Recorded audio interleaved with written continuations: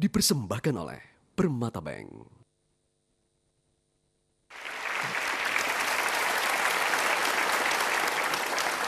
Kalau tadi Anda sudah cerita bagaimana penderitaan Anda ketika kecil ya, harus membeli sepatu 2 nomor di atas nomor kaki Anda untuk ngirit. Orang tentu ingin tahu bagaimana sampai kemudian Anda terjun ke bisnis sepatu. Pada saat sebelum saya memulai usaha di bidang sepatu ini, saya sudah bekerja selama bertahun-tahun, sudah hampir 9 tahun di berbagai perusahaan. Awalnya saya mulai dari bawah sekali, dari operator telepon. Operator telepon Menjadi ya. asisten dari 5 orang sekretaris, di atas 5 orang manajer. I was 19 years old. Saya umur 19 tahun waktu itu. Cuman pada saat saya pindah bekerja, atasan saya menemukan bahwa saya memang lebih suka menjual, memang lebih suka di bidang marketing. Jadi beliau memberikan saya suatu semangat untuk melanjutkan pekerjaan saya di lebih mendalami bidang marketing. Hingga akhirnya di tahun 2002 saya memutuskan untuk pulang ke Bali. Pulang ke Bali karena saya merantau di Jakarta selama 8 tahun lebih. Akhirnya saya pulang ke Bali tahun 2002 untuk menjabat sebagai seorang direktur marketing dari suatu perusahaan Amerika yang berbasis di Bali. Ya. Belum kembali ke Bali, saya dengar waktu Anda masih jadi operator telepon atau asisten dari sekretaris, gaji pertama Anda itu Anda belikan sepatu yang ukurannya pas. Ukurannya cukup pas tapi tidak nyaman. Karena waktu itu saya sesuaikan dengan pendapatan saya. Masih ingat berapa itu harga sepatu itu? 15.000. Tahun berapa itu? Tahun 95. Beli di mana? Di Blok M. Jadi itu memang nasar Anda ya. Satu hari kalau aku punya gaji pertama aku akan belikan sepatu yang ukurannya pas. Iya. Tapi otomatis dengan harga sepatu seperti itu, otomatis kita juga harus tahu diri. Kita tidak bisa mengharapkan suatu kenyamanan yang maksimal. Nah, waktu Anda ke Bali, apa yang terjadi? Pada saat saya pindah ke Bali, saya menjabat direktur marketing di perusahaan Amerika tersebut. Saya harus melakukan perjalanan dagang dengan melakukan trade show ke Amerika dan juga membuka pasar bagi perusahaan tersebut untuk melakukan ekspansi. Dan itu saya harus kompensasikan dengan jam kerja yang sangat panjang, perjalanan ke luar negeri setiap saat, hingga akhirnya saya jatuh sakit. Dan Terus apa hubungannya antara jatuh sakit dengan memulai bisnis sepatu? Pada saat saya jatuh sakit, 2 bulan sebelum itu saya sudah harus mengambil keputusan apakah saya akan tinggal di Bali atau memutuskan untuk tinggal di New York, di Amerika, untuk mengembangkan usaha Paul Rock di Amerika. Jadi berbasis di Amerika, menjalankan perusahaan kita di Bali dari Amerika. Tapi pada saat itu saya mengalami sakit yang cukup parah, sehingga saya tidak boleh bepergian selama 6 bulan. Di saat itu saya mulai berpikir, between life and death. Jadi saya mulai berpikir, saya sudah tidak bisa memberikan apa yang seharusnya saya berikan kepada perusahaan, so there's no point for me to stay. Jadi saya mengundurkan diri. Mengundurkan diri. Cuman memang sifat saya adalah bukan seseorang yang bisa melakukan sesuatu dengan conflict of interest. Jadi harus melakukan suatu hal yang berbeda. Nah, satu-satunya hal yang terbersit dalam pikiran saya itu adalah sepatu. Sepatu lagi nih ya. Sepatu. Jadi saya juga berpikir waktu itu akan memulai sesuatu, pasti kita akan memulai dari sesuatu yang kita sukai. Oke.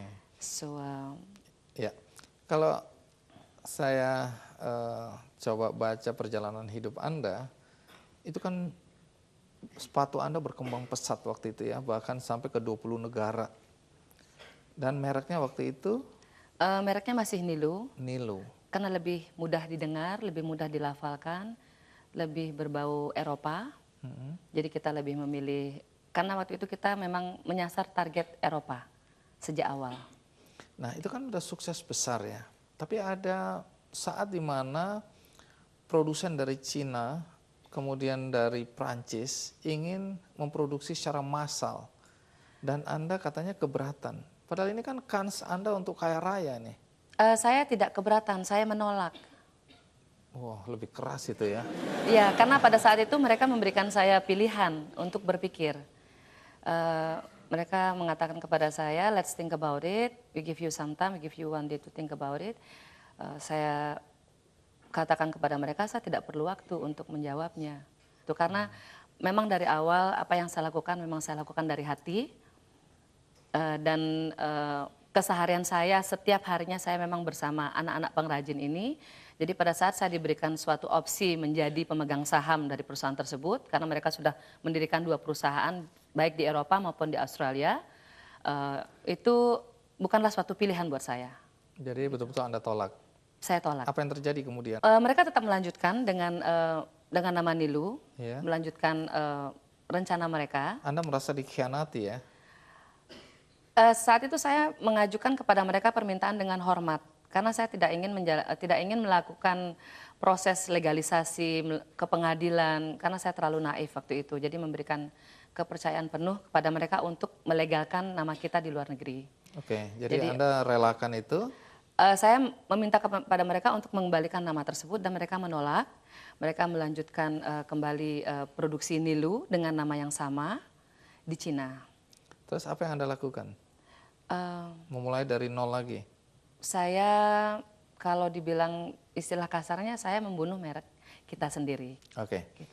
Jadi singkat kata kalau nggak salah Anda abaikan merek Anda yang saya Nilu simpan, itu? saya simpan rapi, saya simpan dalam-dalam. Kita mengucapkan selamat tinggal. Tapi pada saat itu memang kita belum memikirkan alternatif untuk membuat merek pengganti. Jadi saya lebih berkonsentrasi untuk membangun merek internasional, merek luar, mendesain untuk mereka, membuat development untuk mereka, memproduksi untuk mereka, tapi menyerahkan model tersebut kepada desainer tersebut. Oh, jadi sebelum Anda punya merek sendiri Niluh Jelantik ini, Anda juga memproduksi untuk merek-merek terkenal, Iya. tapi menggunakan merek mereka ya? Iya, tapi desain, development, dan konsep itu dari Nilu sendiri. Dari Niluh tapi Anda kasih ke mereka ya? Iya. Oke. Nah, katanya Anda mulai bangkit lagi dengan modal 3 juta rupiah untuk membangun Niluh Jelantik yang kemudian sekarang ini juga masuk ke pasar internasional. Dengan 3 juta apa yang Anda lakukan? Jadi hal yang pertama yang saya lakukan adalah melegalkan nama Nilu Jelantik dan membiarkan Nilu Jelantik itu tetap berada di belakang layar. Jadi kita tidak pernah memberikan suatu informasi atau pengumuman kepada pihak luar bahwa kita memiliki merek baru. Tapi di saat yang sama kita memulai membangun pelan-pelan usaha tersebut. Nah, boleh tahu ini, yang mendesain sepatu-sepatu ini siapa? Proses desain itu saya lakukan bersama dengan anak-anak shoemaker.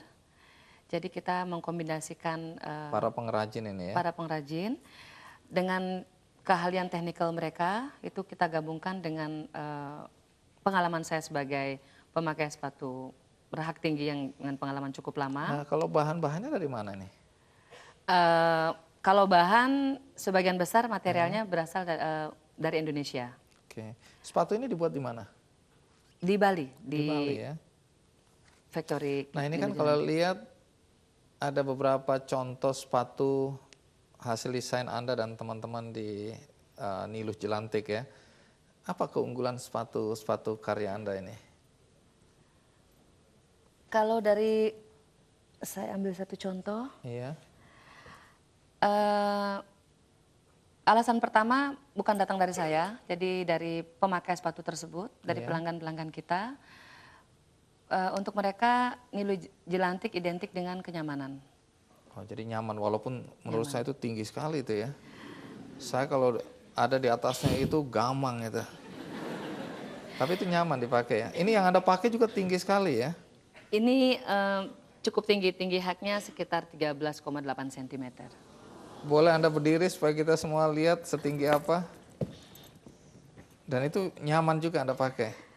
Untuk pemakai sepatu berhak tinggi, mereka bisa memakai sepatu ini mungkin sekitar 6 jam, 8 jam. 6 jam dengan hak tinggi, setinggi ini? Untuk pemakai sepatu yang biasa memakai sepatu dengan sepatu berhak tinggi. Tetapi seperti di bidang sepatu itu ada rumus tersendiri. Jadi untuk kenyamanan maksimal memang harus dengan kenyamanan 9 sampai 10 cm. Untuk itulah kita membuat siluet di sini. Iya. Jadi sepatu itu tidak terlihat seperti sepatu yang tebal dan kelihatan tidak cantik. Cuman kita kompensasikan tinggi hak sepatu ini dengan platform depan, tapi tetap terlihat elegan dan cantik. Oke. Silakan duduk lagi. Ya. Berapa harga sepatu karya Anda yang paling murah? 15.000. Jadi kita berbalik lagi kepada material, juga dari segi pembuatan, dari segi bahannya juga. Misalnya sepatu seperti ini, misalnya ini bahannya 100% dari kulit. Cuman memang kita memilih pasar yang cukup kecil, pasar yang sangat kecil presentasinya. Jadi seperti contoh misalnya untuk sandal misalnya untuk pemakaian sehari-hari dengan bahan kulit sekitar 590.000. Oke. Kalau hak tinggi gini? Relatif. Jadi Berapa yang paling murah? Saya penasaran ini. tergantung lagi dengan detailnya, dengan proses pembuatannya. Jadi ada sepatu misalnya 2 pasang sama-sama berhak tinggi, tapi yang model A misalnya pembuatannya 3 hari 1 pasang, yang satunya lagi 1 minggu 1 pasang. Jadi otomatis harganya tidak bisa disamakan. Oke, kalau gitu yang paling mahal Anda pernah jual sepatu berapa sih? Kalau untuk sepatu sandal berhak tinggi sekitar 3 jutaan. Oke. Nah, boleh tahu siapa orang-orang terkenal yang pernah memakai atau membeli sepatu Anda ini?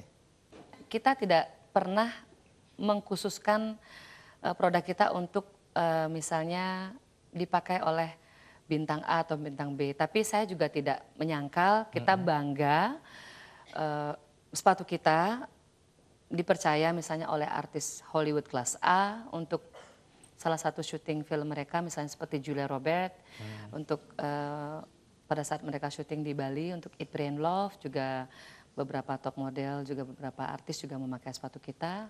Tapi at the end of the day, semua wanita tersebut adalah selebritis buat saya. Oke.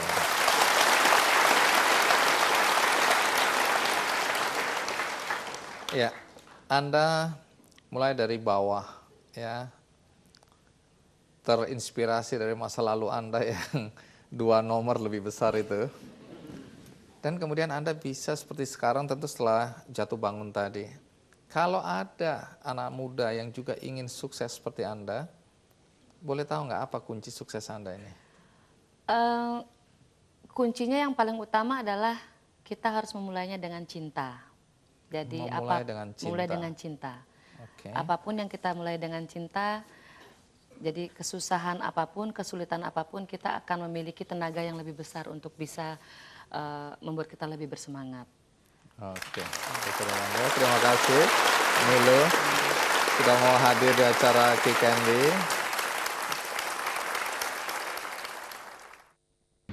Baik, menarik sekali karena ini kan kebanggaan kita juga. Tetap disebut bahwa ini adalah made in Indonesia.